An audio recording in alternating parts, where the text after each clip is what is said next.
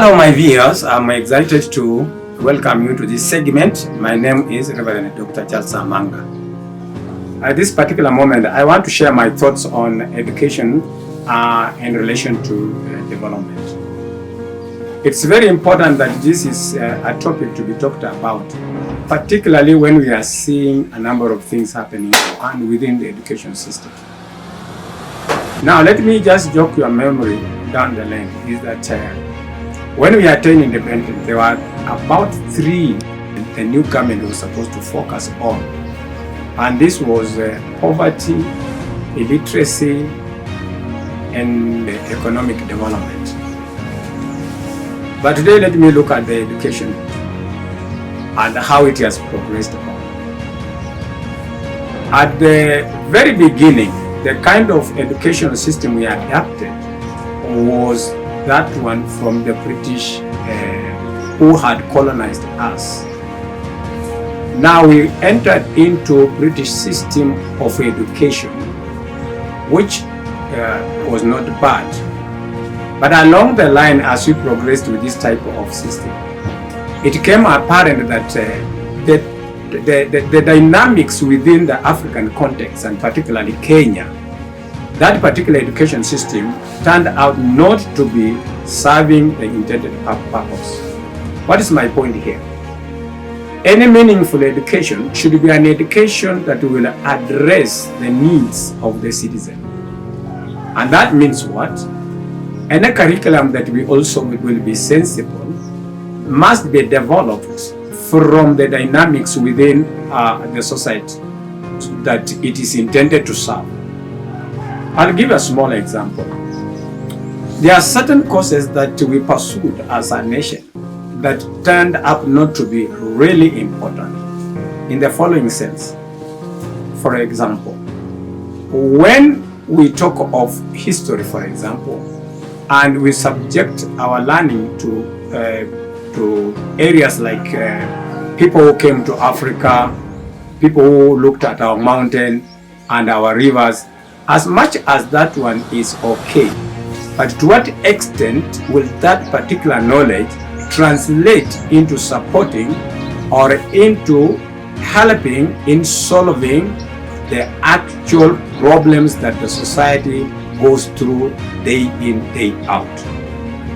In my view, that's probably an area that we may have not gotten well, and we need to do something. I want also to appreciate that over time, again, we have tried to change systems from one system to another system in trying to find out what is suitable for us. I think that effort is commendable, but it still leaves a lot of room that will require that we do a lot more. I'll give another very important example. Every year, we have so many of our students coming out of our learning institutions, and particularly university, if I may be specific. What we have come up with is that we come up with the people who have knowledge, and most of the knowledge is not applicable in view of the domestic problems and challenges we are having. I'll give an example. For example, if you look at the amount of things that, for example, we import from other countries, say Korea, China, and whatever, you will find that most of the things that we import from those areas, some of them are done by students who are on lower cases or lower classes compared to our graduates. Our graduates come out, and this is one thing that is very important. They come out trained to take on what we used to call white-collar jobs. And white-collar jobs are no longer there because our economy is still what I would say labor-intensive economy, meaning most of the opportunities you will find them away from offices. Either you are talking of agricultural, whether we are talking of industrial or otherwise. So this has been my point. is that why are we producing people whom we have taken through an education system and invested in so heavily, and the same people, when they come out of these institutions, they are still disabled, so to say, or they are unable to apply that knowledge to first enhance their own progress and to be useful to the society. That has been a challenge that we always need to look at. I always pose a challenge that for many years we have had our university institutions, but we hardly see innovations, creative, inventive. We don't see or hear that the universities have now produced or have discovered or have developed something that can help solve some of the society, the problems we are encountering in the society. I'll give, for example, if we are still importing, for example, a toothpick from China, is it so difficult for our university students to come up with a way and means of just creating a mere toothpick? It becomes a problem. So what have we ended up with? We have ended up with so many so learned people whose skills cannot be applied appropriately to help the welfare of the society. Education is in a capital intensive. A lot of investment is put into education. But what is the return? How are we benefiting from that huge investment when we end up with so many people who have gone through the system and they are not productive, and they are not creative, and they are not inventive? In the process, they also become a liability to the society because they are still to be sustained even after that particular knowledge. So what is my take on this? I am of the view that it is time that we review in totality the kind of education system we have, the kind of programs that we have, and the manner in which we execute this. I'll give an example. At the moment, we have what we call TVETs, these technical schools. And something interesting has been happening for the last 2-3 years. We are now having a situation whereby university graduates who have degrees in whatever fields opting to take a diploma course in TVET. What does that mean? It simply means now the technical training or the technical knowledge seems to be suggesting that there is a knowledge that it's more applicable to address our domestic problems. Because, for example, through technical institutions, we will have plumbers, electricians, carpenters, masonries, and name all of them.